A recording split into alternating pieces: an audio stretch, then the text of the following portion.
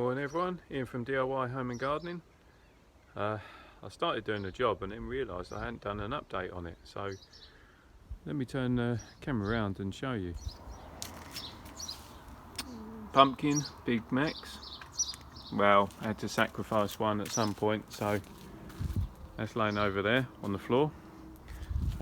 Basically, my potatoes, my first earlies, I lifted last night.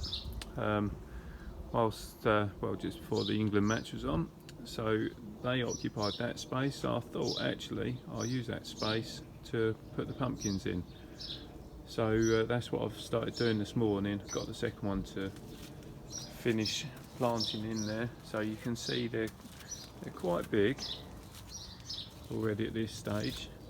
So this is the smallest, and then that's the big one at the moment. So as a comparison to hand, you can see, so just laid it on an old rubber doormat and some straw, just stop it getting bruised on the paving, so it extends out to there. But yeah, so this is now going to be their new home. Essentially what I did, filled the base with what was the potato compost, because actually potatoes don't use a lot of the nutrients out of the compost.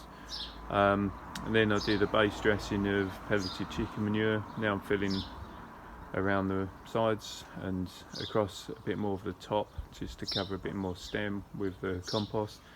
And then I will do another dressing of the pelleted pellets. So that is my pumpkin update. Okay, that's them.